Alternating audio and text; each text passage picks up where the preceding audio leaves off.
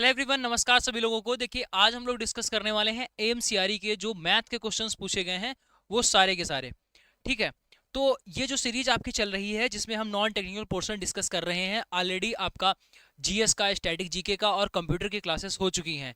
Next आप देखोगे तो आपको कंप्यूटर के वन लाइनर और एमसीक्यू फॉर्मेट में 200 से ज़्यादा क्वेश्चंस की क्लास आने वाली है और रीजनिंग की भी क्लास आने वाली है। तो ये सीरीज लगातार चलती रहेगी टिल एग्जामिनेशन तक। ठीक है, तो यहाँ पर हम लोग मैथ के क्वेश्चंस डिस्कस करने वाले हैं जो कि अभी तक आपके एमसीआरई और अदर पैरामेडिकल एग्जाम्स में पूछे गए हैं। वो सारे के सारे क्वेश्चंस को हमने डाल दिया है, अलग अलग चैप्टर के सारे क्वेश्चंस हैं। अब इन क्वेश्चंस के सारे फार्मूले भी आपको बताएंगे, कॉन्सेप्ट भी बताएंगे, सब कुछ। तो ये क्लास आपके लिए बहुत ही ज़्यादा इंपॉर्टेंट है। डायरेक्ट क्वेश्चन जो है वो आपके यहाँ से फंसेंगे। अगर आप चैनल पर पहली बार आए तो जरूर से सब्सक्राइब कर लीजिएगा। नमस्कार दोस्तों, मेरा नाम है विशाल भाई पटेल। स्वागत है आप सभी का आपके अपने परिवार मनीष भाई पटेल पर। देखिए, एमसीआरई में आपको पता होगा कि भाई नॉन टेक्निकल पोर्शन जो है वो धीरे धीरे बढ़ रहा है। सिलेक्शन आपका नॉन टेक्निकल पोर्शन की वजह से ही होगा, क्योंकि देखो लिमिटेड ही सीटें हैं, ऐसा नहीं है कि सीट बढ़ गई हैं। तो जो कुछ एक्स्ट्रा करेगा उसी का ही सिलेक्शन हो पाएगा। टेक्निकल सभी पढ़ रहे हैं, ठीक है, और फिर भी सिलेक्शन रुक जा रहा है। और देखो, 80% 90% टेक्निकल लाने में एंड उसके बाद की चीज़ों को बढ़ाने में बहुत आपका एफर्ट लगता है। मतलब शुरुआत के आप 80% 90% नंबर लेकर आ जाओगे, कोई दिक्कत वाली बात नहीं है। लेकिन आप कहो 90% से आप 98% या 95% नंबर लाओ, तो वो स्कोर लास्ट वाला बढ़ाना बहुत ही डिफिकल्ट होता है। तो उसका अल्टरनेट ये हो सकता है, टेक्निकल आप पढ़िए, बिल्कुल पढ़िए, लेकिन नॉन टेक्निकल में अगर आप थोड़ी सी भी मेहनत कर लेते हो तो आपके वो जो नंबर हैं, 5 नंबर, 10 नंबर, 15 नंबर, वो बढ़ जाएंगे और आपका सिलेक्शन डेफिनेटली हो जाएगा। ये हम आपको बार बार बोलते हैं। लेकिन एक इसमें प्रॉब्लम है। प्रॉब्लम ये है कि जब हमारा एग्जाम आने वाला होता है, 3 दिन बचे होते हैं, 4 दिन बचे होते हैं, या डेट आ जाती है 10 दिन 15 दिन की, उसके बाद में हम पढ़ना स्टार्ट करते हैं। और 2 क्लासेस कर ली, 3 क्लासेस कर ली, 4 क्लासेस कर ली, और फिर सोचा कि अब हमारा सिलेक्शन हो जाएगा। बट ऐसा नहीं होता है, किसी का नहीं होता है। और खासकर नॉन टेक्निकल में ऐसा तो बिल्कुल भी नहीं होता है कि आप एग्जाम के पहले 10 दिन पढ़ लिए और आपका हो जाए। नहीं, आपको प्रॉपर उसकी तैयारी करनी होती है, क्योंकि नॉन टेक्निकल में काफ़ी ज़्यादा इसका कंटेंट रहता है और उसको समझने के लिए भी थोड़ा टाइम चाहिए। अच्छा, इसकी एक अच्छी बात ये भी है, अगर आप इसको एक बार पढ़ लेते हो तो फिर ये आपका दिमाग में छप जाएगा और आगे जितने भी आने वाले एग्जाम्स हैं सब में आपका हेल्प करेगा, चाहे कोई भी एग्जाम हो। एमसीआरई का कोई एग्जाम हो, आपका सीआईएसएफ का एग्जाम हो, ठीक है, और एमपी ग्रुप 5 का हो गया, यूपी में जो एग्जाम होने वाले हैं उसमें भी नॉन टेक्निकल आपका आ रहा है। तो हर जगह आप तो नॉन टेक्निकल आएगा ही आएगा। और आपका जो नॉन टेक्निकल अभी पढ़ लोगे उसका आपको फायदा आगे के सारे एग्जाम्स में देखने को मिलेगा। ठीक है, तो एक बार आप हमारा ये जो नॉन टेक्निकल का बैच है इसको जरूर कंप्लीट कर लीजिएगा। फिर उसके बाद देखिए सिलेक्शन की लाइन लग जाएगी। हम इस नॉन टेक्निकल बैच में आपको जीएस भी कवर करवा रहे हैं, कंप्यूटर भी करवा रहे हैं, मैथ्स भी करवा रहे हैं, रीजनिंग भी करवा रहे हैं, सब कुछ करवा रहे हैं। क्लासेस भी आपको मिलेंगी उसके साथ साथ में। जो ई बुक हैं, यानी जिनको क्लास नोट्स बोलोगे, और ये आपके प्रैक्टिस के लिए सेट्स दिए जाएंगे। ठीक है, रिवीजन के लिए कंटेंट प्रोवाइड किया जाएगा, ई बुक्स आपको दी जाएंगी, सब कुछ आप फोन में डाउनलोड कर सकते हो। और ये जो आपका बैच रहेगा इसकी भी वैलिडिटी जो है वो 1.5 साल की रहेगी। ठीक है, वैलिडिटी जो है वो आपको 1.5 साल की मिलने वाली है। तो कंप्लीट बैच आपको इस प्राइस पर मिल जाएगा। आपको करना क्या है, प्ले स्टोर पे जाइए, इस क्वेश्चन मसाला एप्लीकेशन को डाउनलोड करिए, जहां से आपको ये नॉन टेक्निकल का बैच मिल जाएगा। ठीक है, बस एक बार आप इस बैच को ले लीजिए, उसके बाद में नॉन टेक्निकल की सारी टेंशन आप हम पर डाल दीजिए, आपका बिल्कुल यहाँ से टेंशन फ्री हो जाइए। और दूसरी चीज, अगर आप लैब टेक्नीशियन के स्टूडेंट हो तो फिर आपके लिए तो भाई बेस्ट है, इससे बेस्ट कुछ है ही नहीं। ये हमारा सिलेक्शन बैच है, तो इसी एप्लीकेशन पर आपको हमारा सिलेक्शन बैच भी मिल जाएगा। इस सिलेक्शन बैच की खासियत ये है कि इसमें टेक्निकल तो आपका पढ़ाया ही जाएगा। इसके अलावा जो आपका ये बैच है इसमें फ्री ऑफ कॉस्ट दिया जाएगा नॉन टेक्निकल वाला। यही नहीं, आपको टेस्ट सीरीज भी प्रोवाइड की जाएंगी, और ई बुक्स जो है वो आपको मिलेगी ही मिलेगी, जिसको आप अपने फोन में डाउनलोड करके प्रिंट आउट भी उसका निकलवा सकते हो। ऐसी सुविधा आपको और कहीं नहीं मिलेगी। चलो, टाइम ना वेस्ट करते हुए सीधा हम लोग क्वेश्चंस पर आते हैं। और आपके सामने शानदार क्वेश्चन लिखा हुआ है, पहला क्वेश्चन फर्स्ट।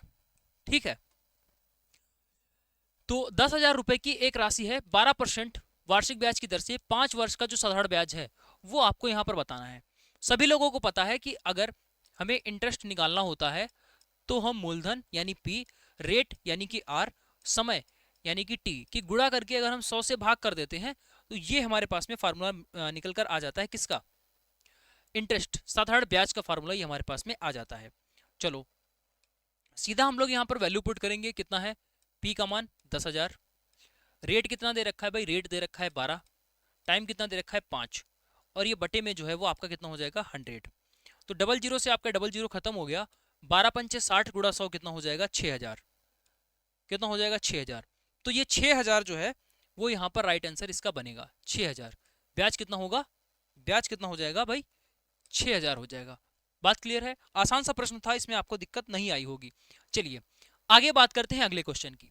अगला क्वेश्चन यहाँ पर दे रखा है, अगला क्वेश्चन दे रखा है 3 से लगा करके 18 तक जितनी भी संख्याएं हैं सभी संख्याओं के वर्गों का जो योगफल है वो आपको यहाँ पर निकालना है।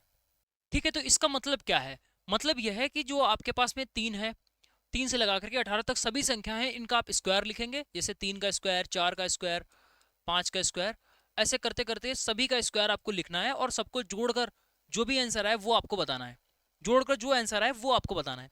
चलिए, ऐसा तो कोई फार्मूला हमारे पास नहीं है कि जो 3 से लगा करके 18 तक सभी संख्याओं को जोड़कर बता दे, ऐसा कोई भी फार्मूला नहीं है। लेकिन हाँ, अगर हमसे ये बोला जाए कि शुरुआत से लगा करके यानी 1 से लगा करके 18 तक के स्क्वायर का सम हमें बता दीजिए, तो वो हम बता सकते हैं, उसके लिए फार्मूला है। मतलब अगर हमारे पास चाहे ऐसे स्क्वायर का सम पूछे, चाहे हमें नॉर्मल संख्याओं का जोड़ पूछे, चाहे हमें सभी संख्याओं के क्यूब्स का सम पूछे, वो हम निकाल सकते हैं। लेकिन बात होनी चाहिए शुरुआत से, यानी 1 से लगा करके अगर पूछा जाएगा तो उसका फार्मूला है हमारे पास में, वो निकाल सकते हैं। ठीक है, क्या फार्मूला होता है, अगर सभी संख्याओं का जोड़ पूछा जाए, शुरुआती n संख्याओं का जोड़ पूछा जाए, तो हमारे पास में फार्मूला होता है n ब्रैकेट n+1/2। ठीक है, अगर हमारे पास में बोला जाए कि भाई सभी शुरुआत की n संख्याओं के स्क्वायर का सम चाहिए, जो कि इस क्वेश्चन में बोला गया है, तो ये फार्मूला होता है n ब्रैकेट n+1, अगले ब्रैकेट में 2n+1/6, 2n+1 और पूरे के बटे 6। ठीक है, और यहीं पर अगर आपको बोल दे कि भाई स्टार्टिंग से लगा करके 18 तक या 15 तक या 20 तक कहीं तक भी शुरुआत के n संख्याओं के क्यूब का सम बता दीजिए, जैसे 1 का क्यूब, 2 का क्यूब, 3 का क्यूब, 4 का क्यूब, 5 का क्यूब, ऐसे करके हुए सबको जोड़कर हमें बता दीजिए, तो उसके लिए हमारे पास में फार्मूला क्या होता है, n ब्रैकेट n+1/2 और ये पूरे का होल स्क्वायर। ये 3 फार्मूले होते हैं, इनको ध्यान रखना। हमारे पास जो क्वेश्चन आया है, इस क्वेश्चन में इसके बारे में बोला गया है कि आपको बताना है 3 का स्क्वायर, 4 का स्क्वायर, 5 और ऐसे करते हुए 18 तक। लेकिन दिक्कत यहाँ पर बस ये फंस रही है कि उसने 3 बोल दिया है, अगर वो 1 से बोलता 1 से 18 तक, वो हम निकाल देते, अगर 1 से बोला गया होता तो वो हम निकाल देते। चलो भाई, अब ये तो हम नहीं अभी निकाल पाएंगे, चलो कोई दिक्कत नहीं है, लेकिन 1 से लगा करके 18 तक तो निकाल सकते हैं ना। चलो निकालो, 1 से 18 तक के वर्ग का जो सम है वो कितना होगा, तो हमें ये देखना होता है 18 तक निकालना है, तो n बराबर हमारे पास में 18 हो जाएगा, और स्क्वायर के सम का फार्मूला ये लिखा हुआ है, यहाँ पर लिख देंगे n ब्रैकेट n+1, दूसरे ब्रैकेट में 2n+1 और पूरे के बटे 6। ठीक है, चलो अब उसके बाद हम क्या करेंगे, यहाँ पर इसमें वैल्यू पुट करेंगे और अपना आंसर निकाल देंगे। n बराबर 18 यहाँ डालोगे तो 18 हो गया, 18 + 1 कितना हो जाएगा 19 हो जाएगा, और 18 दूना 36 और 1 कितना हो जाएगा 37 बटे में 6। क्या कुछ कट रहा है, तो आप बोलोगे बिल्कुल कट रहा है, ये 3 से कट जाएगा। 19 तियाँ कितना हो जाएगा 57 गुणा 37, 57 गुणा 37 मल्टीप्लाई करवा लेते हैं, तो ये कितना हो जाएगा 7 तियाँ 21 और 5 तियाँ 15 और 2 17, और उसके बाद 7 सत्ते 19, 7 सत्ते 49 और 35 और 4 39, इनको जोड़ेंगे तो कितना बनेगा हमारे पास 9, 9 1 10 और ये 2109 बन जाएगा। ठीक है, मल्टीप्लाई कराने पर हमारे पास में 2109 आ गया। चलो बहुत ही शानदार बात, लेकिन ये तो आया है 1 से लगा करके 18 तक के स्क्वायर का सम आ गया है। हमसे पूछा जा रहा था कि 3 से लगा करके 18 तक इसका पूछा गया है, तो ये भाई कैसे निकलेगा, थोड़ा सा आप खुद ही दिमाग लगाओ, आप खुद ही दिमाग लगाओ, आप इसको कैसे कर सकते हो।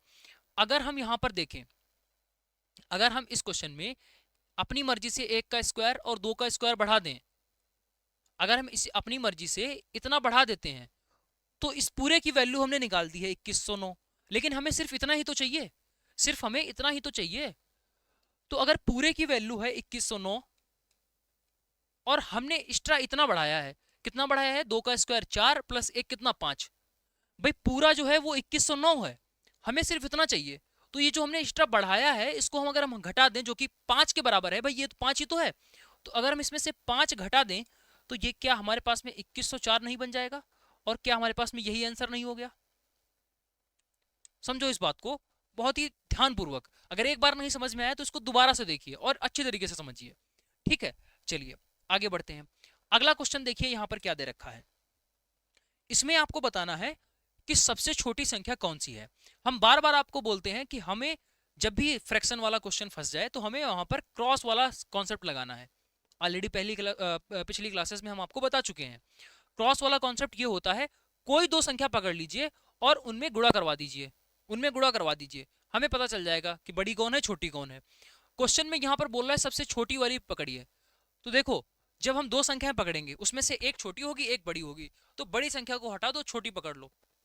ठीक, फिर उसके बाद में फिर से हम कोई दो संख्या पकड़ेंगे, उनमें से हम सबसे छोटी निकाल देंगे, बड़ी वाली को हटाते जाएंगे क्योंकि हमें सबसे छोटी चाहिए। चलो सबसे पहले हम इन दोनों संख्याओं को पकड़ते हैं। तो देखो यहाँ पर बटे में 11 है, सामने गुणा करवाएंगे।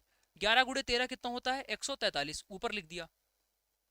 18 और 18 की गुणा 6 के साथ में कराएंगे, 18 पंचे 90, 18 छक्का 108, 108 ऊपर लिख दिया। अब बताओ 108 बड़ा है कि 143 बड़ा है। तो आपने कहा 143 बड़ा है, तो इसका मतलब है ये संख्या तो हमारे पास बड़ी हो गई, ये बड़ी संख्या हो गई जो कि हमारे पास आंसर कभी भी नहीं होगी। यानी ये सेकंड वाला जो है ये तो गलत हो गया, इसका खेल खत्म, गलत।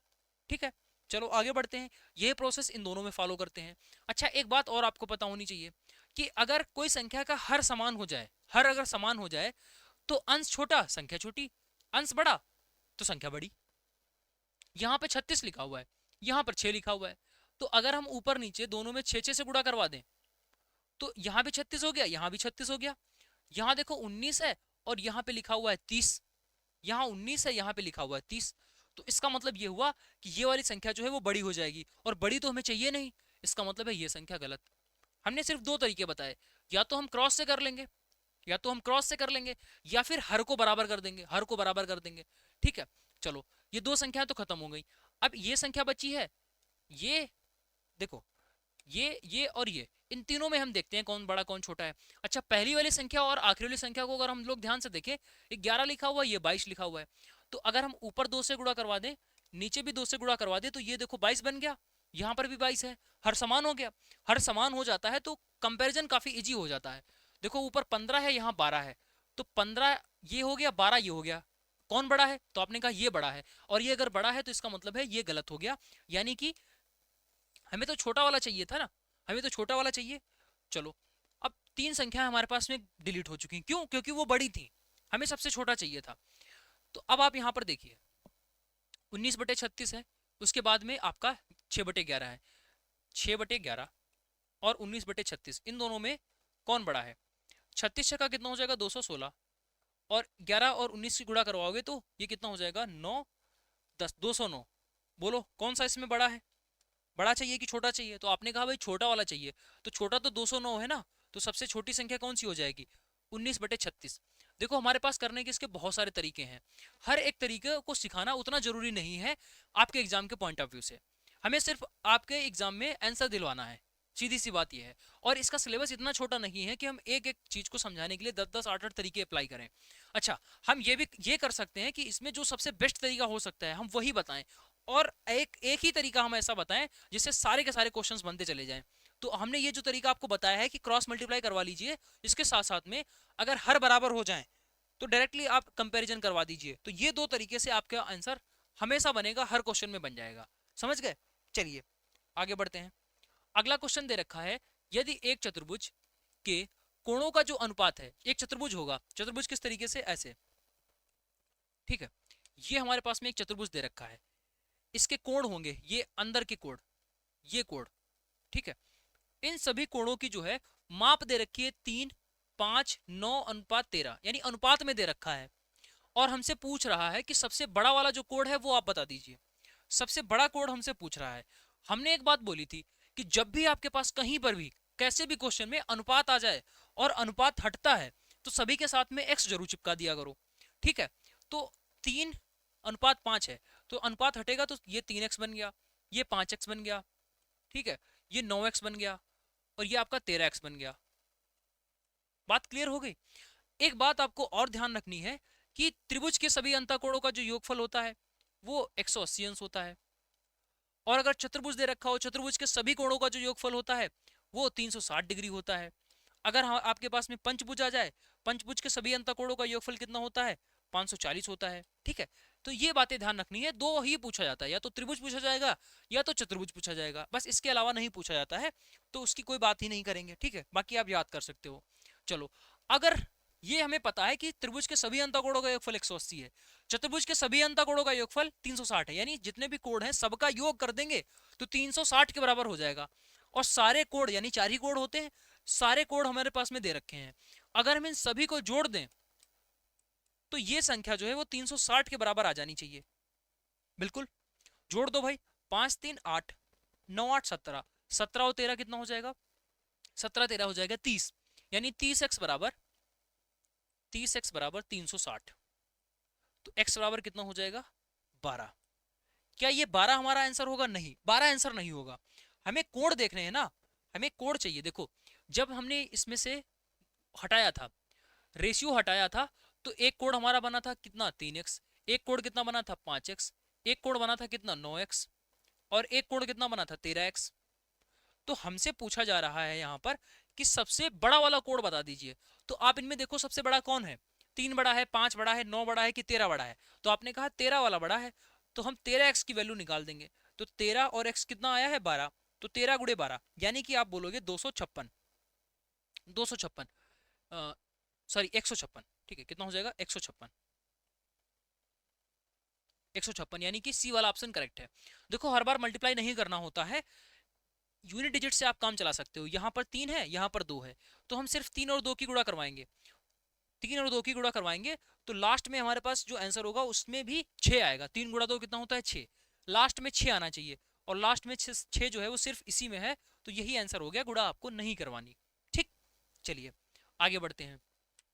आगे बहुत ही शानदार प्रश्न आपके पास लिखा हुआ है कि 25% का डिस्काउंट, 20% का डिस्काउंट, 10% का क्रमिक जो डिस्काउंट है वो आपको बताना है कि ये एकल किसके डिस्काउंट के बराबर होगा।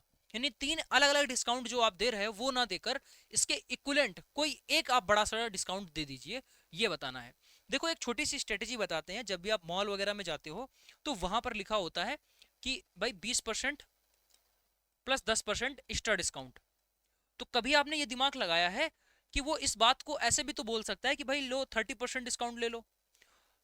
वो ऐसा ना बोलकर, 30% डिस्काउंट ना बोलकर 20 प्लस 10 क्यों बोलता है कि भाई 20% का डिस्काउंट चल रहा है, 10% का एडिशनल डिस्काउंट आपको दिया जा रहा है, 20 का तो चल ही रहा है प्लस एडिशनल 10%। तो वो ऐसा क्यों बोलता है, वो 30 क्यों नहीं बोलता? क्योंकि भाई 20 प्लस 10 वो 30 नहीं होता है, 30 से कहीं कम होता है। बट आपको कंफ्यूज करने के लिए आपने देखा कि भाई 20% प्लस 10 यानी 30% का डिस्काउंट हो रहा है, तो आप चले गए और आपने उसको परचेज कर लिया। ठीक है, तो ये मार्केटिंग स्ट्रेटेजी होती है इस तरीके को दिखाने के लिए। अब हम इस वीडियो में, इस क्वेश्चन में समझेंगे कि 20 प्लस 10 एक्चुअल में वो कितना परसेंटेज बनता है डिस्काउंट, वो एक्चुअल में कितना बनता है। ठीक है, चलिए, तो सबसे पहले हम लोग इस क्वेश्चन पर आते हैं और इस बात को समझते हैं। यहां पर बोला गया है 25 प्लस 20 प्लस 10। देखो, चाहे 3 डिस्काउंट दे दे, चाहे 4 डिस्काउंट दे दे अलग अलग, और बोल दे सभी का इक्विवेलेंट बताइए। ठीक है, सभी का इक्विवेलेंट बताइए, आपको परेशान नहीं होना, सिर्फ 2 को पकड़िए। ठीक है, सिर्फ 2 को पकड़िए और फिर उसके बाद आगे बढ़ जाइए।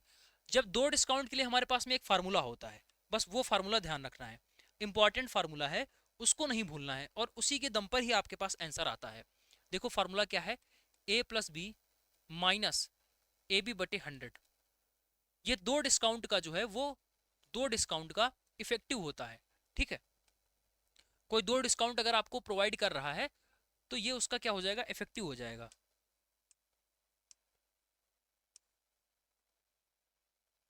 देखना कैसे ये अप्लाई होता है। अगर हमारे पास ये क्वेश्चन ना होकर सीधा इतना क्वेश्चन होता, सीधा इतना क्वेश्चन होता कि बताइए भाई 25% और 20% का डिस्काउंट, चलो नीचे ही हम लोग यहाँ पर इसको सॉल्व करते हैं। क्वेश्चन अगर हमारे पास में सिर्फ इतना होता, जैसे मॉल में आप जा रहे हो और बोल दे कि भाई 25% का डिस्काउंट है और इसके साथ साथ में 20% का एडिशनल डिस्काउंट है, तो आपको तो लगेगा दिमाग में कि 20 प्लस 25 कितना हो जाना चाहिए, कि 45% हो जाना चाहिए। ठीक है, किसके बराबर होना चाहिए, 45% के, जो कि ये 45% के बराबर नहीं होता है। कितना होता है वो इस फार्मूले से निकलता है, इससे निकलता है। चलो निकालते हैं। देखो, a प्लस बी यानी ये a हो गया और ये आपके पास में b हो गया। भाई इन दोनों का ही हमें इक्विवेलेंट निकालना है, तो ये a हो गया, ये b हो गया। चलो a प्लस बी करेंगे सबसे पहले, a प्लस बी। ठीक है, फिर माइनस a इंटू बी अपान 100 चलो सॉल्व करते हैं, कितना हो जाएगा 45, ये हो गया 45 माइनस जहां से इसको कट करोगे कितना हो जाएगा 5 और इसको कट करोगे तो ये आपके पास में कितना हो गया 5, तो ये 5 कम हो गया बराबर 40। तो ये जो इफेक्टिव बनेगा वो 40% बनेगा, जबकि आपको ऐसा लगता है कि ये 45% बन रहा है। इसी ट्रैप में आप फंस जाते हो, इसी ट्रैप में फंस जाते हो। ये 45% नहीं होता है, हमेशा ये जो है वो 40% यानी 40% के इक्विवेलेंट हो जाएगा। समझ में आ गया? अब इस क्वेश्चन में क्या था, 3 डिस्काउंट थे, तो 3 डिस्काउंट के लिए क्या हमें अलग से फार्मूला याद करना पड़ेगा? तो आंसर है नहीं, अलग से आपको फार्मूला नहीं याद करना पड़ेगा। देखो चाहे 3 दे चाहे वो 30 दे, आपको क्या करना है, कोई 2 पकड़ लेना है। तो हमने क्या किया, जैसे कोई 2 डिस्काउंट पकड़ लिए, उसका हमने इफेक्टिव निकाल दिया, इन दोनों का काम खत्म, इसकी जगह पर ये 40 आ गया। अब ठीक है, इन दोनों का जो काम खत्म हो गया, इनकी जगह पर हमारे पास में क्या आ गया 40, तो 40% लिख लेंगे यहाँ पर। आगे दे रखा है 10%, भाई इन दोनों की जगह पर तो 40 लिख रहे हैं, ये आगे 10 दे रखा है, तो आगे हम यहाँ पर 10 लिख देंगे, आगे ये हमने 10 लिख दिया। अब फिर से हम इन दोनों का जो है वो फिर से यही फार्मूला लगा देंगे, फिर से हम 40 और 10 का इफेक्टिव निकाल देंगे इसी फार्मूला से। ऐसे ही चाहे आपको 3 लगातार डिस्काउंट दे, क्रमिक ध्यान रखना, ये क्रमिक डिस्काउंट और इंग्लिश में ध्यान रखना सक्सेसिव डिस्काउंट, ये इसी के फार्मूले होते हैं। ये क्रमिक डिस्काउंट का जो है यहाँ पे फार्मूला लिखा हुआ है, ठीक है। चाहे 2 डिस्काउंट दे चाहे 200 डिस्काउंट दे, लगातार आप बार बार यही प्रोसेस फॉलो करेंगे तो आपका आंसर बन जाएगा। तो इन दोनों की जगह पर 40 था वो लिख लिया, आगे था 10 उसको ले लिया। अब इन दोनों का इफेक्टिव निकाल देंगे, कितना हो जाएगा 40 प्लस 10 माइनस 40 गुणे 10 बटे 100, यही तो फार्मूला था, a plus B minus A B बटे 100। जीरो से जीरो आपका खत्म हो गया, 40 10 50, 50 माइनस 4 कितना हो जाएगा 46। तो इन तीनों का जो इफेक्टिव बनेगा वो 46% बनेगा, यानी कि बी वाला ऑप्शन करेक्ट है। और बहुत लोग क्या करेंगे, बहुत लोग सीधा इसको जोड़ देते हैं, 20 प्लस 10 30, 30 और 25 55 बोल देंगे भाई 55, और यहाँ पर ऑप्शन नहीं दे रखा है तो वो सोचेंगे भाई इसको चलो टिक कर लेते हैं, 55 की जगह पर 54 कर लेते हैं, गलत हो जाएगा। एक्चुअल में वो 46 बन रहा है, समझे मेरी बात को? जब डेटा बड़ा होगा तब आपको डिफरेंस दिखेगा। देखो आपको आपने इसको जोड़ा तो ये कितना बन रहा है 45 और 10 55%, जबकि एक्चुअल में है कितना 46%, यानी 11% जो है वो एक्चुअल में डिस्काउंट कम आपको मिल रहा है। देखने में लग रहा है कि हाँ भाई 55% डिस्काउंट है, ये चीजें होती हैं और इस फार्मूला की मदद से निकलता है। 2 का पूछा जाए तो काफी आसान है, सीधा इसमें वैल्यू पुट करो।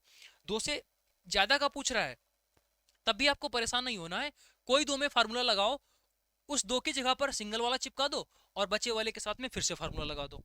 बात क्लियर है? मजा आया? लाइक करो, फटाफट से लाइक करो, और अगर अभी तक चैनल को सब्सक्राइब नहीं किया है तो जरूर से कर लो।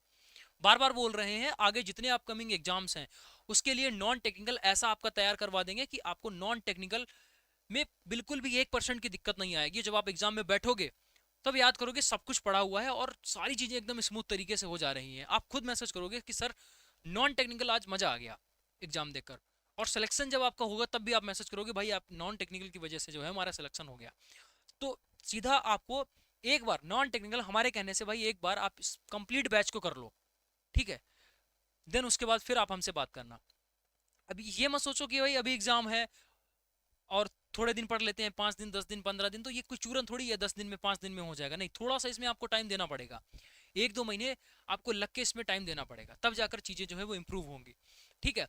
यहाँ पर दे रखा है क्वेश्चन, अच्छा ये क्वेश्चन जब आया तो भाई लोग परेशान, इसको देखकर ही ऐसे ऐसे ऐसे स्किप कर रहे हैं, लेकिन जब हम इसको बता देंगे इसका क्या सोल्यूशन होता है तो आप कहोगे अरे यार ये तो बहुत ईजी है। लेकिन बस यही बात होती है कि ईजी तो है बट आपने इसको पढ़ा नहीं। देखने में तो बहुत खतरनाक क्वेश्चन लग रहा है, dash dash dash dash dash यहाँ पे बना हुआ है, बट इसका सोल्यूशन मतलब जितना बड़ा क्वेश्चन होता है उसका सोल्यूशन भी उतना छोटा होता है, ठीक है। देखो ऐसा प्रश्न जब भी आपके पास में आ जाए सीधा आपको देखना है कि यहाँ पर डिफरेंस कितना है, तो देखा यहाँ पर 1 चल रहा है, देखो यहाँ पर भी डिफरेंस आपको वही सेम दिखेगा, सेम ही डिफरेंस आपको सब जगह दिख रहा है। तो सीधा एक फार्मूला है याद रखना, 1 अपॉन डिफरेंस, 1 अपॉन डिफरेंस। अब कोई भी ऐसा क्वेश्चन नहीं बना देगा, देखो कोई भी ऐसा क्वेश्चन नहीं बनाएगा कि यहाँ डिफरेंस कुछ और है यहाँ कुछ और है यहाँ कुछ और है, ऐसा क्वेश्चन बनेगा ही नहीं।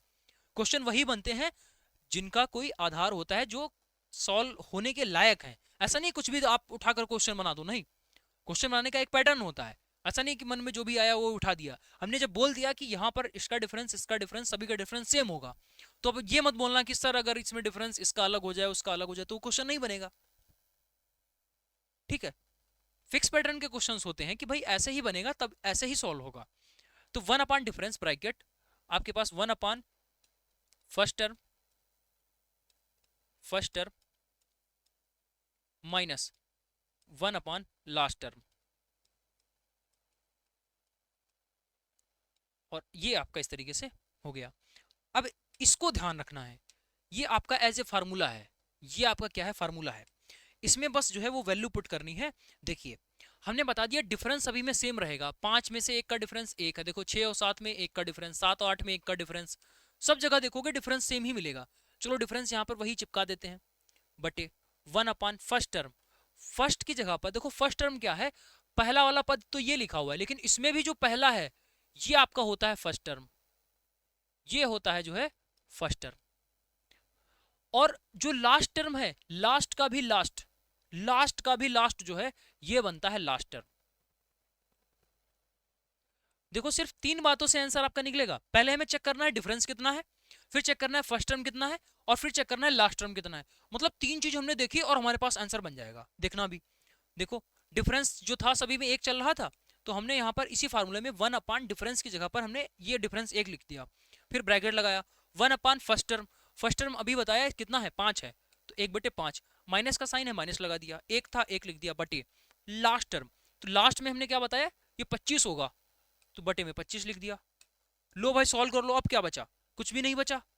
एलसीएम लेंगे 5 और 25 का, कितना हो गया 25, और 25 पंचे 25, 5 पंचे 25 माइनस 1, यानी हम बोलेंगे 4/25।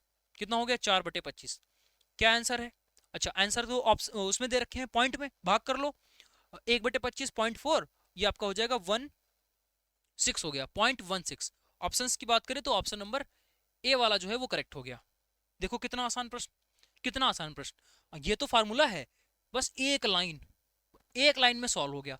और देखकर क्वेश्चन, भाई लोगों ने इसका सोल्यूशन तक नहीं देखे, जब ये क्वेश्चन एग्जाम में आया था लोगों ने इसका सोल्यूशन में नहीं देखा कि भाई दिमाग खराब हो जाएगा, इसको क्या ही देखें, छोड़ो हटाओ इसको, ये हुआ था। बट एक्चुअल में क्या है, कुछ नहीं, आसान सा प्रश्न था।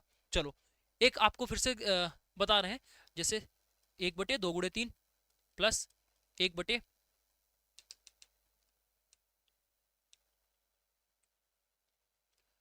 × 3 plus 1/3 × 4 plus dash dash dash dash 1/99 × 100।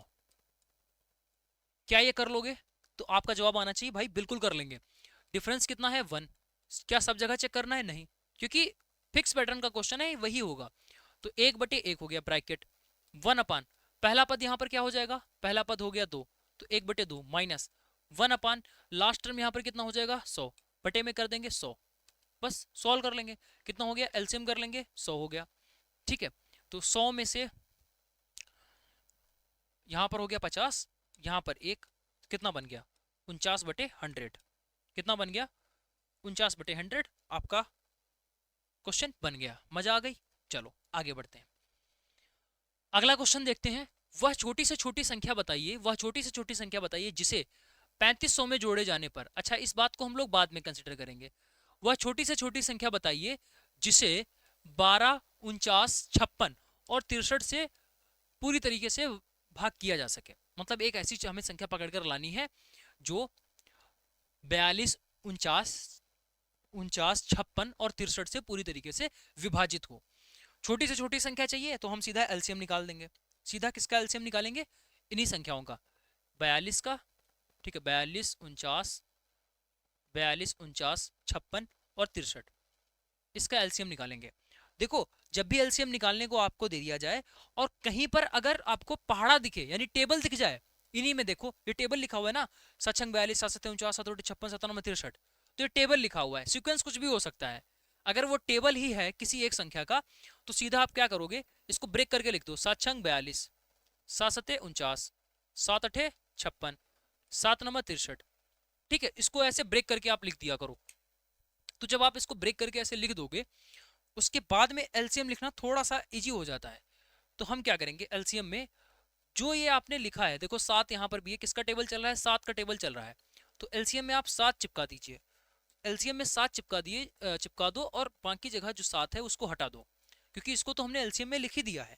अब बची हुई संख्याओं का एलसीएम लिख दीजिए, बची हुई संख्याओं का एलसीएम लिख दीजिए। तो अब संख्याएं छोटी हो गई, एलसीएम लिखना इजी हो गया। 6, 7, 8 और 9, इसका एलसीएम क्या होगा, 6, 7, 8, 9 का एलसीएम जो है हमारे पास में हो जाएगा 7 गुणा 8 गुणा 9। इन बची हुई संख्याओं का एलसीएम क्या होगा, इनका एलसीएम होगा, बट हमें जो चाहिए था वो बड़ी वाली संख्या का चाहिए था जो हमने स्टार्टिंग में लिखा था, तो हम इसको उठा के नीचे चिपका देंगे, 7 गुणा 8 गुणा 9। क्लियर है। देखो एलसीएम निकालने के बहुत सारे तरीके हैं, 10 मिनट 20 मिनट 25 मिनट का टाइम लगता है, हम एक शानदार तरीका आपको बता देते हैं एलसीएम निकालने का। देखो लेकिन अगर हम यहाँ पर एलसीएम बताने लग जाएंगे तो फिर वही बात हो जाएगी कि जितने आगे क्वेश्चंस हम लेकर आए हैं वो छूट जाएंगे। अब ऐसा तो है नहीं कि आप एलसीएम नहीं निकाल पाते हो, आप एलसीएम निकाल लेते हो, अच्छी बात है। वही ट्रेडिशनल तरीका कि हम सीधा ऐसे करेंगे, फिर पहले बार 2 से लेके जाएंगे, फिर 2 से लेके जाएंगे, फिर 2 से ऐसे करते हुए, फिर 3 से, फिर 5 से, ऐसे करते हुए हम अपना एलसीएम निकाल देंगे। तो अभी के लिए आप इसको रख सकते हो, जब हम बैचेस में पढ़ाते हैं वहाँ पर हमारे पास प्रॉपर टाइम होता है कि अभी एग्जाम आपका दूर है, तो फिर वहाँ पर और भी डिटेल में सारी चीज़ें चल रही होती हैं। तो इस वजह से हम आपको बता रहे हैं यहाँ बहुत सारी चीज़ें हैं, अगर हम सिर्फ एलसीएम को ही लेकर बैठ जाएंगे तो फिर पूरी जो क्लासेस है वो कैसे हो पाएगी, 3 घंटे 4-5 घंटे क्लास हो जाएगी। ठीक है, तो जिसको एलसीएम आ रहा है उसके लिए तो फिर बोरिंग हो जाएगा, तो सारी चीज़ों को मैनेज करके चलना पड़ता है। तो ये आपका एलसीएम निकालने का एक ऐसा भी तरीका होता है, हमने छोटा सा ओवरव्यू आपको दिया। कुल मिलाकर एलसीएम तो आप निकालते ही होगे। ठीक है, चलिए एलसीएम यहाँ पर हमारे पास में कितना हो जाएगा, मल्टीप्लाई करवा लेते हैं। ठीक है, तो यहाँ से कितना हो जाएगा, 7 7 49, 49 गुणा 72, कितना हो गया 49 गुणा 72।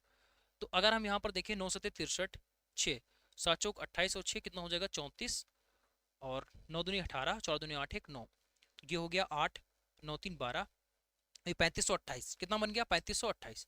तो एलसीएम जो है हमारे पास में 3528 हो गया। अब जो आगे हमें क्वेश्चन में पूछा गया है उस पर हम लोग चलते हैं। आगे क्वेश्चन में क्या पूछा गया था, देखो क्वेश्चन में बोला गया था कि वह छोटी से छोटी संख्या ज्ञात कीजिए जिसे 3500 में जोड़े जाने पर, 3500 में ऐसा क्या जोड़ दें कि ये 3528 बन जाए। भाई आगे जो भी लिखा था 42 49 56, इसकी जगह पर तो हमने एलसीएम निकाल दिया, तो 3500 में हम क्या जोड़े कि 3528 बन जाए, 28 जोड़ दीजिए, सीधी सी बात है। डी वाला ऑप्शन जो है वो यहाँ पर करेक्ट हो जाएगा।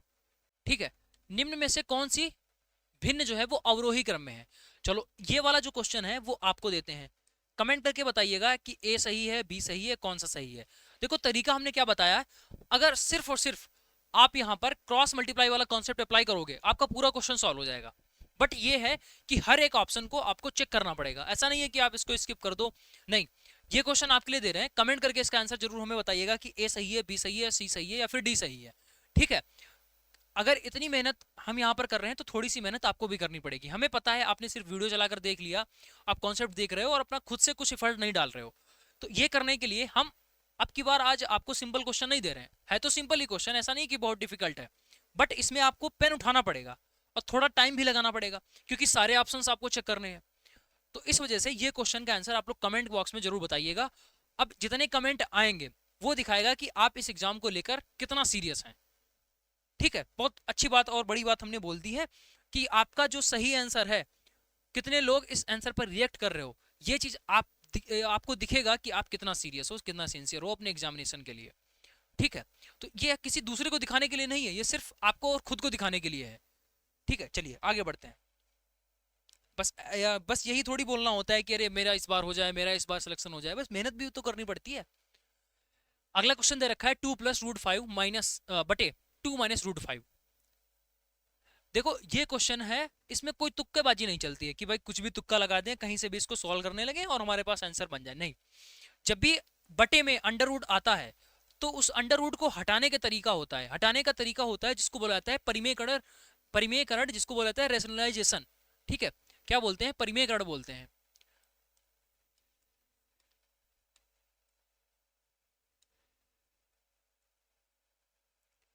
अब ये सब आपको नहीं सीखना है कि भाई इसको क्या बोला जाता है, और ये सब नहीं सीखना, बस आपको इतना सीखना है कि बटे में अगर अगर ये बटे में रूट आ जा रहा है तो आपको एक नंबर से गुणा करनी होती है, ऊपर नीचे, ऊपर नीचे एक संख्या से गुणा करनी होती है, बस और कुछ नहीं।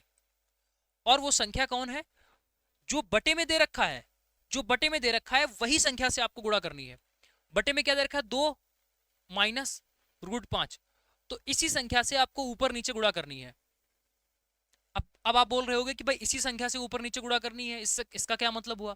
देखो आप किसी भी संख्या में ऊपर नीचे गुणा कर दो, वैल्यू पर कोई फर्क नहीं पड़ेगा। देखो सेम ही संख्या है तो कट जाएगा, हम कुछ भी ऊपर नीचे गुणा करवा सकते हैं।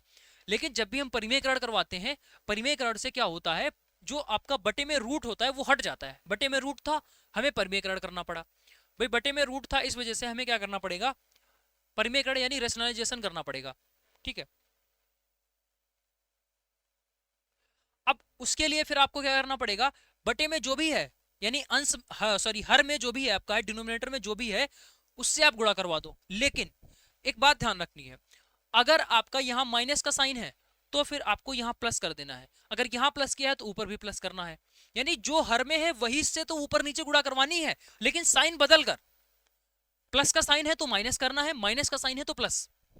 चूंकि ये ऊपर और नीचे दोनों सेम संख्याएं लिखी हैं तो कट जाएगा, कोई फर्क नहीं पड़ेगा। लेकिन इसका फायदा हमें मिल जाएगा, ऐसा गुणा करवाने से एक फायदा मिलेगा कि नीचे से रूट हट जाता है। ठीक है, कैसे हटेगा देखिए। अब ऊपर ऊपर की गुणा करवा दो। देखो ऊपर 2 + 5 यहां पर भी है, 2 + 5 2 + √5 यहां पर भी है, तो भाई ऊपर तो बन गया 2 + √5 का होल स्क्वायर। ठीक है, नीचे क्या है, नीचे देखो यहां पर 2 - √5 2 + √5 दे रखा है, इन दोनों की गुणा करवानी है। तो ये हो गया a - b, ये हो गया a + b। और आपने पढ़ रखा है फार्मूला कि भाई अगर एक ब्रैकेट में a + b है, दूसरे ब्रैकेट में a - b है, तो ये हमेशा हमेशा किसके बराबर होता है, a² - b² के बराबर होता है। तो जैसे ही आपने यहां देखा 2 - √5, यहां पर 2 + √5 था, तो पहले का स्क्वायर कर दो यानी 2 का स्क्वायर कर दो, माइनस का साइन लगा दो। a² - b² ही तो फार्मूला होता है, तो 2 का स्क्वायर करके माइनस लगा दो और √5 का स्क्वायर कर दो। तो यहां पर ऊपर क्या बन गया, a + b का होल स्क्वायर, इसको खोल दो तो ये हो जाएगा 2 का स्क्वायर, ये हो गया √5 का स्क्वायर। ठीक है, फिर 2ab, 2 गुणा 2 गुणा √5। अच्छा बटे में क्या होगा, 2 का स्क्वायर हो जाता है 4, माइनस √5 का स्क्वायर कितना होगा, जब भी रूट का स्क्वायर करना होता है तो स्क्वायर और रूट दोनों कट जाते हैं, यानी ये रूट स्क्वायर के साथ में कट जाएगा और सिर्फ 5 बचेगा। समझ में आया? चलो आगे देखते हैं क्या होगा। यहां पर कितना है 4, ये कहानी यहां पर भी सेम ही होगी। भाई यहां पर भी वही सेम ही तो कहानी होगी, ये स्क्वायर है और ये आपका रूट है, दोनों कट जाएंगे। यहां से 4 हुआ, यहां से 5 हुआ, कितना हो गया 9, ये 9 लिख दिया। और देखो प्लस लगा हुआ है, प्लस लगा देंगे, प्लस लगा था प्लस लगा देंगे, तो 4√5 हो गया, 4√5 हो गया। बटे यहां पर कितना हो गया, माइनस का 1, और माइनस का जो है साइन देखो, बटे में 1 लिखो या ना लिखो कोई दिक्कत नहीं है, लेकिन ये जो माइनस है वो तो ऊपर चला जाएगा ना, सारे चिन्ह को माइनस कर देगा। तो -9 - 4√5, -9 - 4√5, तो ये हमारे पास में फाइनल आंसर बनेगा। ठीक है, ये हमारे पास में फाइनल आंसर बन जाएगा। चलिए, तो इसके ऑप्शंस जो है वो गलत दे रखे हैं, ऑप्शंस इसके गलत दे रखे हैं। ठीक है, टाइपिंग मिस्टेक है, कोई दिक्कत वाली बात नहीं है, परेशान मत होइएगा, यही इसका राइट आंसर है। इसमें इसमें कुछ भी नहीं करना, यही इसका राइट आंसर है। तरीका समझ में आ गया आपको? ऐसा क्वेश्चन पूछा जा सकता है और इसमें बहुत लोग गलती करेंगे क्योंकि इसमें कुछ समझ में नहीं आएगा। भाई सॉल्व क्या करना है, क्या ही सॉल्व कर सकते हैं, बस एक ही सोल्यूशन है कि इसका परिमेयकरण आपको करना पड़ेगा। और जब आप परिमेयकरण कर दोगे तो देखो सारी चीजें कट जाकर बटे से जो रूट है, देखो बटे में जो रूट था वो डेफिनेटली हट जाएगा, और कुछ हो चाहे ना हो बटे वाला रूट हट जाएगा, इतना हो जाता है। समझ में आ गया? चलिए आगे देखते हैं, अगले क्वेश्चन पर आते हैं। ठीक है, नंबरिंग हमने अपने हिसाब से सेट करी है, कौन क्वेश्चन हमें पहले रखना है, कौन क्वेश्चन बाद में रखना है, तो आप नंबरिंग पर ज्यादा ध्यान मत दिया करें। ठीक है, हम यहाँ पर क्वालिटी की बात करते हैं, क्वांटिटी की बात कभी भी नहीं करते हैं। अब बहुत सारे लोग कहेंगे सर जो है कंप्यूटर की क्लास करवा दीजिए, उसमें लगातार एमसीक्यू करवा दीजिए, एक हमें ऐसी क्लास दे दो जिसमें एक्सप्लेनेशन ना हो, लगातार क्वेश्चन ही क्वेश्चन, क्वेश्चन ही क्वेश्चन हो। तो उसको भी हमने ध्यान में रखा, और अब की जो नेक्स्ट आपकी क्लास आएगी रीजनिंग की क्लास या उसके बाद की क्लास, उसमें हम कंप्यूटर के लगातार सीधा क्वेश्चन से क्वेश्चन बैक टू बैक 200 करवा देंगे। ठीक है, तो जब बच्चों की डिमांड होती है तो उस हिसाब से काम कभी कभी कर देते हैं कि हाँ चलो क्वांटिटी पर भी काम कर दें, बट ऐसा जनरली हमारी वीडियोस में आपको देखने को मिलेगा कि हम क्वालिटी पर काम ज्यादा करते हैं। ठीक है, तो जितना पढ़ो उतना आप बेहतरीन शानदार सीखो। अब हम कराने को हम 1000 क्वेश्चंस की मैराथन करवा दें, बट उसमें से आप कितना याद रख पा रहे हो इसका मतलब क्या है? वहीं पर अगर आपने सिर्फ और सिर्फ 250 क्वेश्चंस किए और वो 250 क्वेश्चंस आपको कहीं से भी कोई पूछ दे आप बता दोगे, तो वो फायदेमंद है या 1000 क्वेश्चन जिनको आपने कर लिया, टाइम भी वेस्ट हो गया और आपको याद नहीं हुए, तो किसका मतलब हुआ? 250 क्वेश्चन जो आपको याद हो गए उसका मतलब बनाना। तो फिर वही चीज है। चलिए,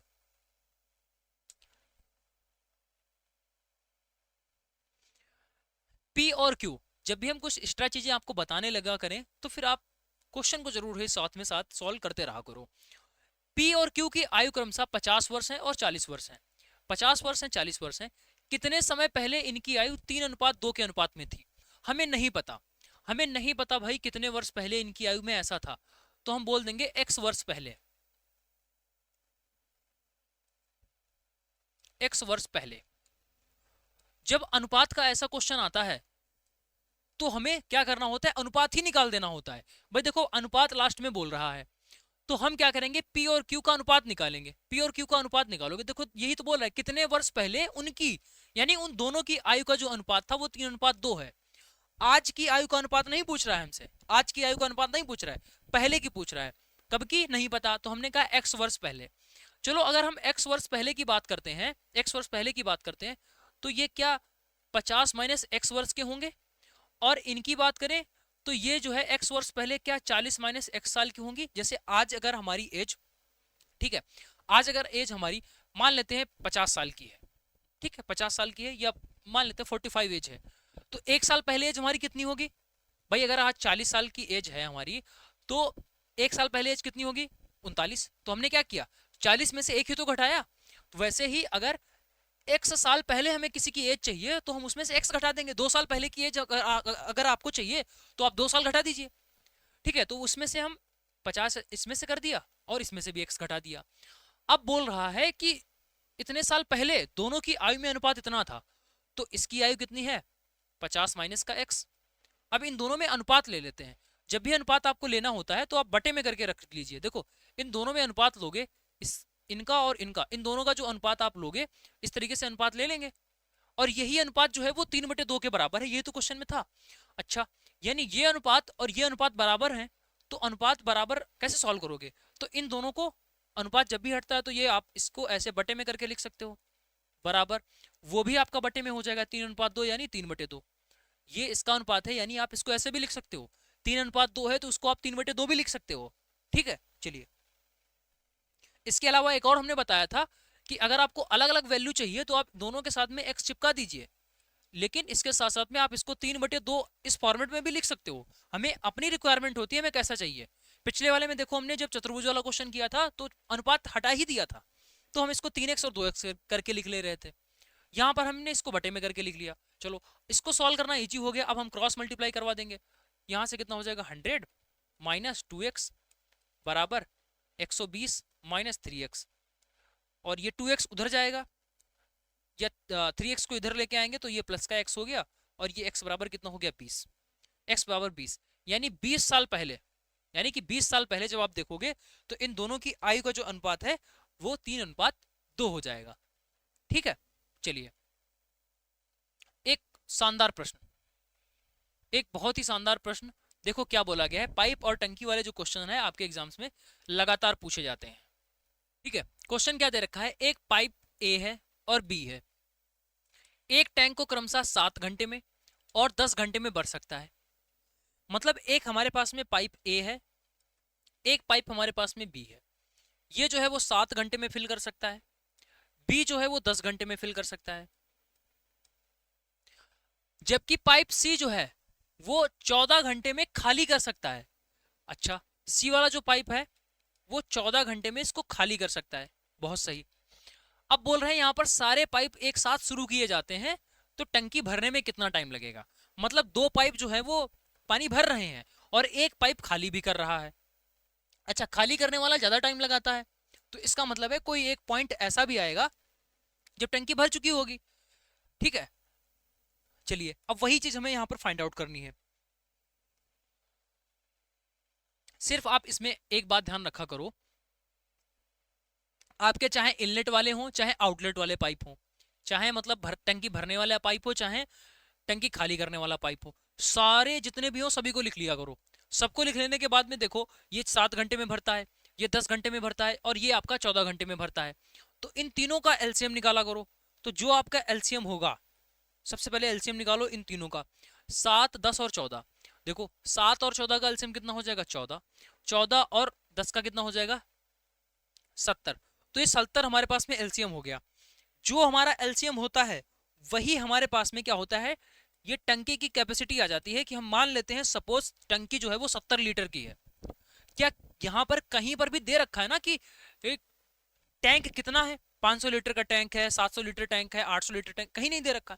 तो हम अपनी मर्जी से मान लेते हैं और मानेंगे वो भी जो हमारी कैलकुलेशन को कम करे। तो हम क्या करते हैं, सभी का एलसीएम ले लेते हैं। जो भी एलसीएम आएगा उसी एलसीएम को हम क्या बोलेंगे कि ये टंकी की कैपेसिटी है, टंकी की कैपेसिटी है, यानी टंकी जो है वो इतने लीटर की है। अब उसके बाद क्या करना होता है, जो भी हमारे पास एलसीएम आया अब हम भाग करते हैं। 70 में 7 का भाग करेंगे, यहाँ पे लिख देंगे 10। ठीक है, समझते रहना प्रोसेस। 70 में 10 का भाग करेंगे, यहाँ लिख देंगे 7।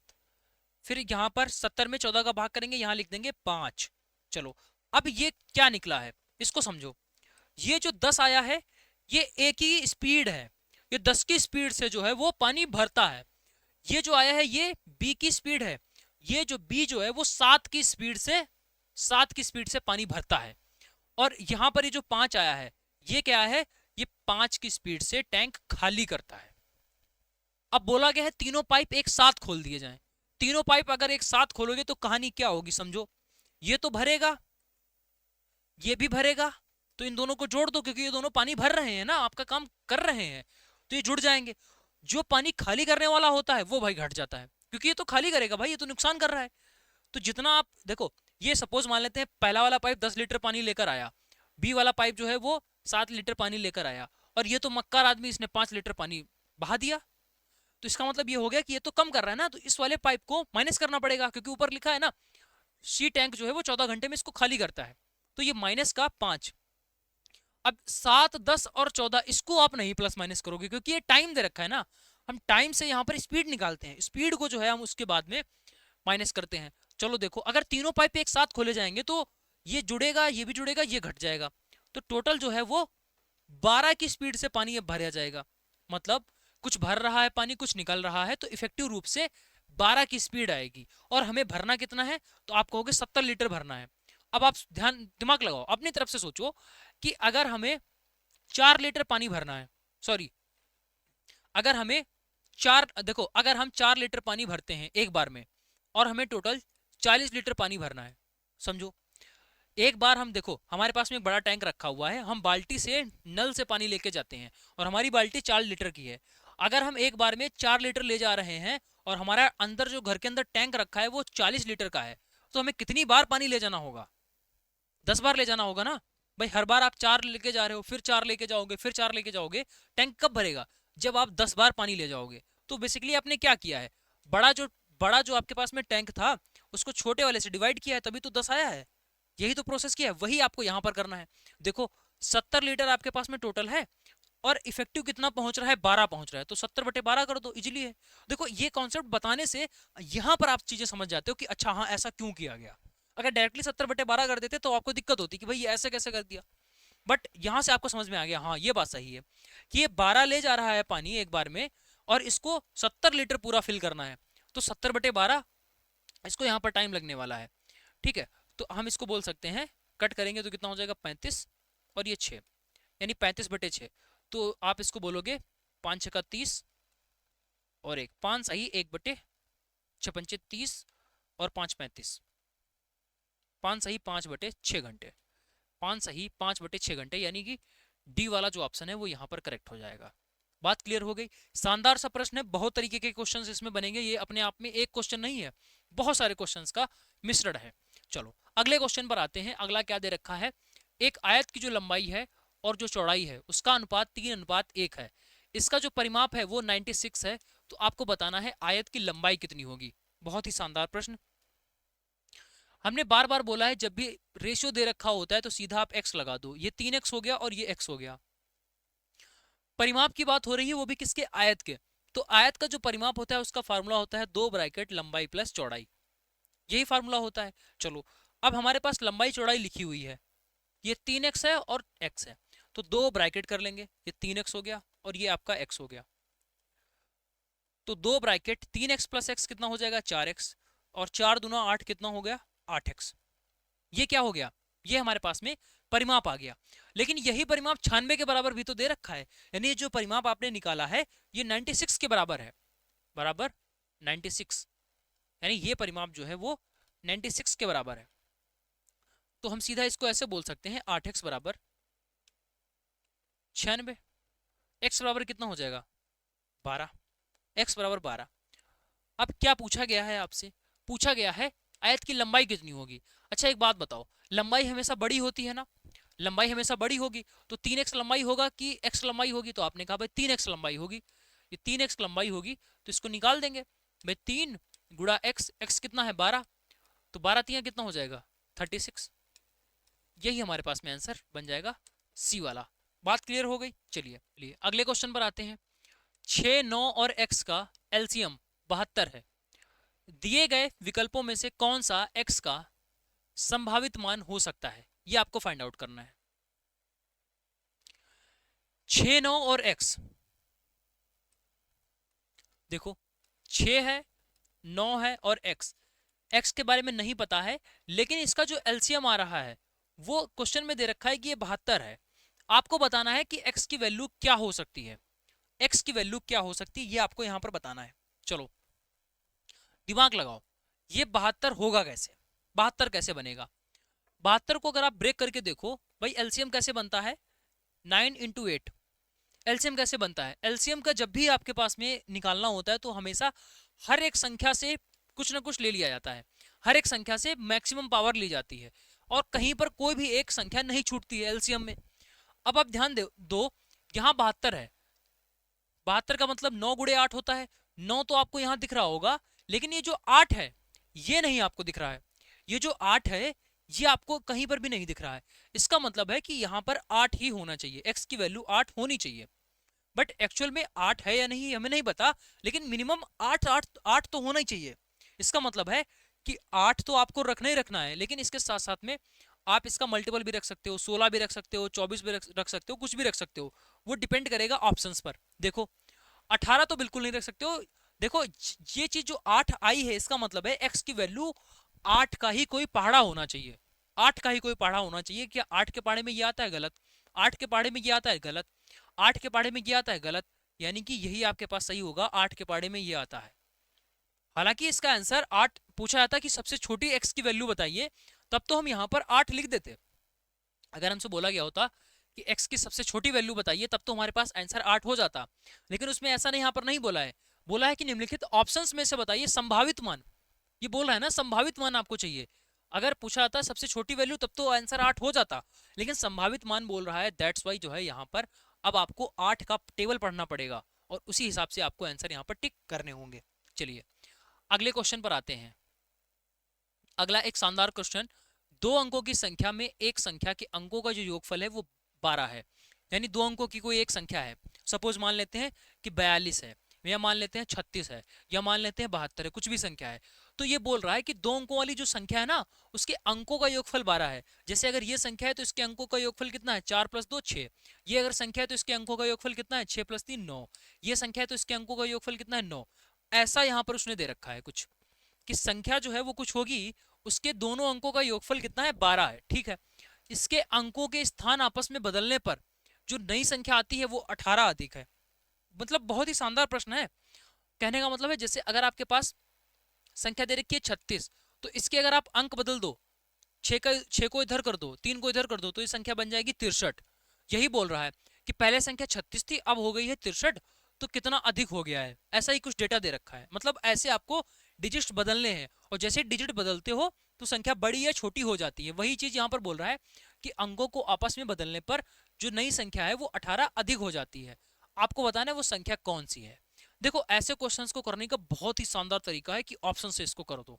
सबसे पहली चीज बोल रहा है ऐसी संख्या बताइए जिसके अंकों का योगफल 12 हो। चलो ऑप्शन में देखते हैं किसके अंकों का योगफल 12 है। तो यहाँ पर 7 + 6 कितना आ रहा है 13 आ रहा है, इसका मतलब ये गलत हो गया। देखो इसके अंकों का योगफल अगर आप करोगे 7 + 6 करोगे कितना हो जा रहा है 13 हो जा रहा है, तो ये तो गलत हो गया। 7 + 6 कर रहे हो, ये कितना हो रहा है, ये भी 13 हो रहा है, गलत हो गया। 7 + 2 कर रहे हो तो ये कितना हो गया, 9 हो गया, ये भी गलत। 7 + 5 कर रहे हो 12, इसका मतलब है यही सही है। ऑप्शन खत्म, पूरा क्वेश्चन ही नहीं सॉल्व करना। ऑप्शंस के थ्रू इस चीज को बहुत ही आसानी से आप कर सकते हो।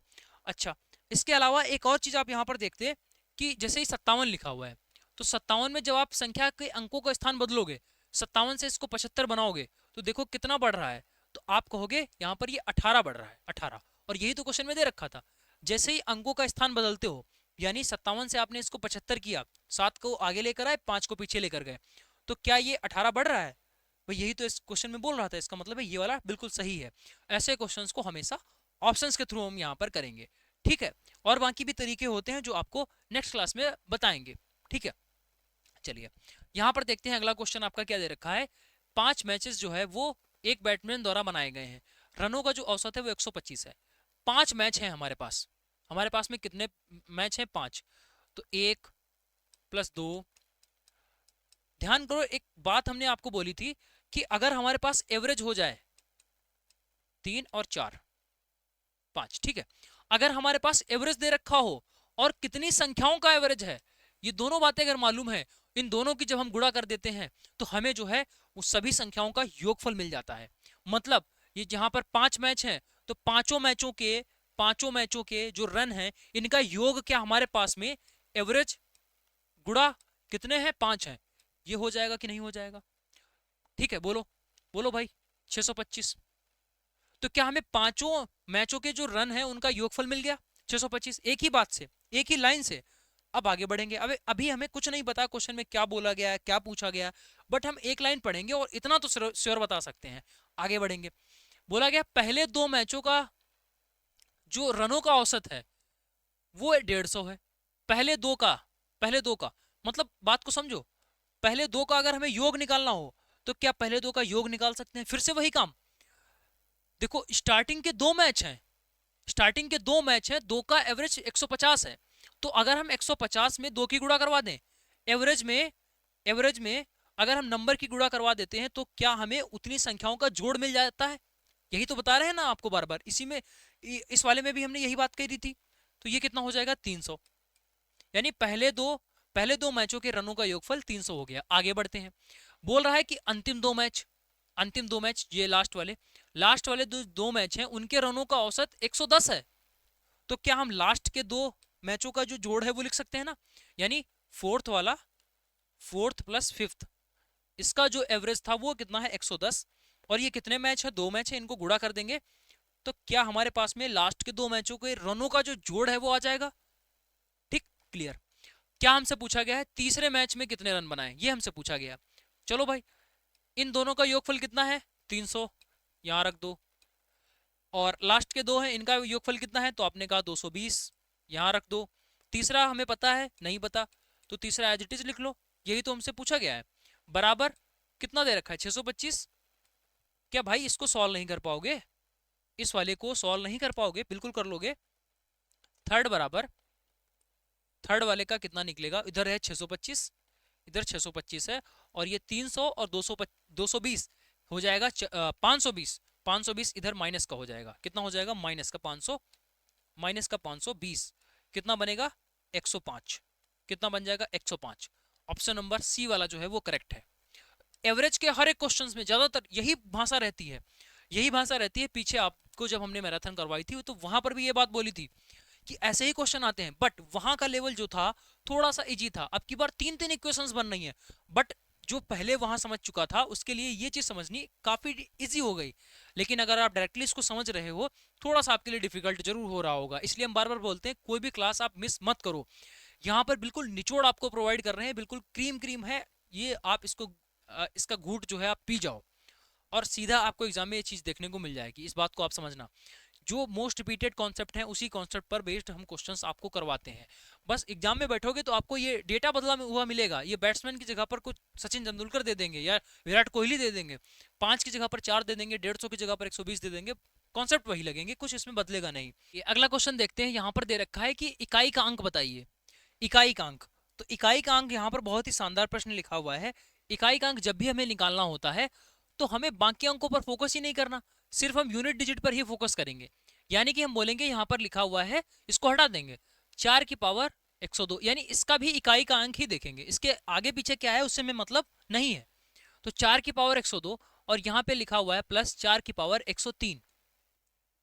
देखो सिर्फ एक टेबल आप ध्यान रखना, सिर्फ एक टेबल ध्यान रखना कि अगर किसी भी संख्या के लास्ट में 1 है, ठीक है, किसी भी संख्या के लास्ट में 1 है, 0 है, 1 है, 5 है और 6 है, तो इसकी पावर अगर आप चाहे कुछ भी कर दो, इसकी पावर चाहे कुछ भी कर दो, यूनिट डिजिट सेम ही रहेगा, इकाई का अंक सेम ही रहेगा। अगर 0 है तो फिर 0 रहेगा, 1 है चाहे पावर कुछ भी करो, इकाई का अंक हमेशा 1 रहेगा। अगर 5 है तो 5 ही रहेगा, 6 है तो 6 ही रहेगा।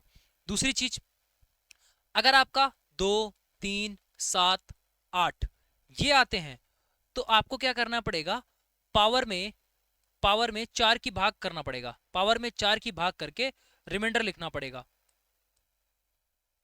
कब?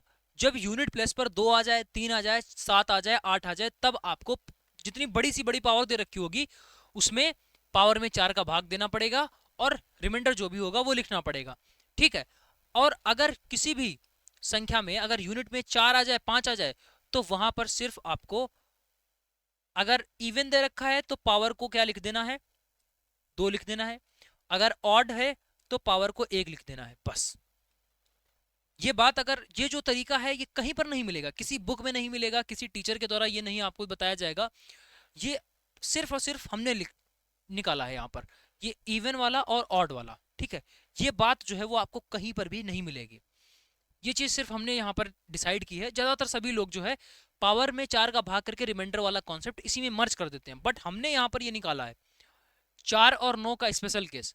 वहां पर आपको देखो क्या करना होता है, अगर किसी भी संख्या में 4 आ जाए बटे में, मतलब बेस में, और पावर कुछ भी दे रखी हो, जितनी बड़ी से बड़ी हो, छोटी से छोटी हो, बस हमें पहचानना है ये पावर सम संख्या है कि विषम संख्या है। तो आपका जवाब आना चाहिए ये संख्या जो है वो क्या है, सम है। भाई सम कैसे पहचानते हो, सम संख्या की खासियत ये होती है, अगर किसी भी संख्या का इकाई का अंक 0 हो जाए, 2 हो जाए, 6 हो जाए, 8 हो जाए, तो वो संख्या सम संख्या कहलाती है, ठीक है। तो यहाँ पर इकाई का अंक 2 है, इसका मतलब है ये सम संख्या है। तो अगर सम संख्या है तो हमें सबसे छोटी सम संख्या यहाँ पर लिख देनी है। देखो पावर बहुत बड़ी है, इसका हम आंसर नहीं निकाल सकते हैं, पावर हमें छोटी करनी है। पावर छोटी कैसे करेंगे, देखेंगे संख्या अगर सम है, संख्या अगर सम है तो सबसे छोटी सम संख्या यहाँ लिख दो, और अगर संख्या विषम है तो सबसे छोटी विषम संख्या जो कि होती है 1, 1 यहाँ पे लिख दो। देखो इवन के लिए 2 लिखना है, ऑड के लिए 1 लिखना है, ठीक है। बस ये कर दो और आपका काम बन जाएगा। कितना हो गया, 20। यूनिट प्लेस पर क्या है, 0 है, तो 0 ही हमारे पास में इसका आंसर बन जाएगा। अच्छा ये काम आप सभी के साथ में मत करोगे, सभी के साथ मत कर देना, गलत हो जाएगा। अगर बेस में 4 दे रखा हो चाहे 9 दे रखा हो, या तो 4 हो तब भी काम बन जाएगा, यही कॉन्सेप्ट लगेगा। अगर यहाँ पर 9 दे रखा होता तब भी यही काम चल जाता, ठीक है। वरना उसके लिए फिर तो दे ही रखा है कि कैसे क्या चीजें करनी है, यहाँ पर वो हमने आपको रिवाइज करवा दिया, ठीक है। चलिए आगे बढ़ते हैं अगले प्रश्न पर। अगला प्रश्न बार बार हर एग्जाम में हर बार पूछा जाता है, एक बार बस इसको याद रखना, इस फार्मूले को, सीपी बटे एमपी बराबर ये होता है 100 माइनस का डी अपान 100 प्लस पी। ये फार्मूला बस याद रखना, अगर ये याद कर लेते हो तो आपका प्रश्न जो है वो आसानी से बन जाएगा। क्या बोल रहे हैं यहाँ पर, देखो अपर्णा एक वस्तु को उसके क्रय मूल्य से 50% अधिक अंकित करती है। देखो जहां पर क्रय मूल्य भी आ जाए, प्रॉफिट भी आ जाए और मार्केट वैल्यू भी आ जाए, यानी कि अंकित मूल्य भी आ जाए। देखो ये बोल रहा है अंकित मूल्य की भी बात हो रही है, यहाँ पर क्रय मूल्य की भी बात हो रही है, इसके साथ साथ में यहाँ पर लाभ भी यहाँ पर दे रखा है। कितना दे रखा है, लाभ भी दे रखा है। तो ये 3 बातें जब आ जाती हैं, ठीक है, तो फिर ये फार्मूला आप समझ जाना कि यही फार्मूला यहाँ पर लगेगा। देखो जो आपका सीपी है, देखो कहीं पर कुछ नहीं दे रखा है सीपी कितना है कितना नहीं, तो आप अपनी मर्जी से इसको 100 मान लीजिए। देखो यहाँ पर बोला गया क्रय मूल्य जो है वो 50% अधिक है, तो क्रय मूल्य को तुम कुछ भी मान सकते हैं, तो क्रय मूल्य हमने यहाँ पर 100 मान लिया। तो अगर आप 100 मानोगे तो अंकित मूल्य बोल रहा है ना कि क्रय मूल्य से 50% अधिक करना पड़ेगा। तो 100 का 50% कितना होता है, 50। तो 100 से 50 अधिक करोगे कितना हो जाएगा, 150। ये 150 हो गया बराबर 100 माइनस डिस्काउंट कितना दे रहा है, यही तो आपको निकालना है भाई। डिस्काउंट कितना होगा, लाभ कितना है 10%, तो 100 प्लस 10 ये हो गया। इसको सॉल्व कर लेंगे, 0 से 0 खत्म, 5 दूना 10, 5 तियां 15, क्रॉस मल्टीप्लाई करवा देंगे और यहाँ पर जो है इसको कितना हो जाएगा 110, 220, 220 बराबर 300 माइनस 3d, तो d बराबर कितना हो जाएगा 220 और यहाँ पर आपका 300 दे रखा है ना, तो 80/3, 80/3, तो अप्रॉक्स आप इसको बोल सकते हो कितना हो जाएगा 3 दूना 6, यानी लगभग लगभग 27% हो जाएगा। कितना हो जाएगा लगभग लगभग जो है वो आपका 27% हो जाएगा। ऑप्शन नंबर ए वाला जो है वो करेक्ट है। 27×81 होता है ना, तो लगभग आपका जो है वो 27% हो जाएगा। इस फार्मूले को याद रखेंगे, इसमें वैल्यू पुट करते ही आपका आंसर जो है वो आ जाएगा। एक देखो शानदार सा प्रश्न आपका लिखा हुआ है, किस दर पर कोई भी किस दर पर कोई भी धनराशि 12 वर्षों में स्वयं की दोगुनी हो जाएगी। अब यहाँ पर ये नहीं दे रखा है, ठीक है, यहाँ पर ये नहीं दे रखा है कि हम साधारण ब्याज की बात कर रहे हैं या फिर चक्रवृद्धि ब्याज की बात कर रहे हैं। तो जब भी आपके पास में ऐसा आता है कि ना ही साधारण ब्याज दे रखा हो और ना ही चक्रवृद्धि ब्याज दे रखा हो, तो हम वहां पर सिर्फ साधारण ब्याज मानकर चलते हैं। ये बात ध्यान रखना आप। अगर कोई भी ब्याज नहीं दे रखा है तो उसको हम साधारण ही मानेंगे। और स्टार्टिंग में ही फॉर्मूला हमने आपको बता दिया था, PRT/100 होता है। ये किसके बराबर होता है, ब्याज के बराबर होता है। और जब क्वेश्चन में कुछ संख्या ना दे रखी हो तो समझ जाना क्वेश्चन बहुत आसान है। क्यों? क्योंकि हम अपनी मर्जी से कुछ भी मान सकते हैं।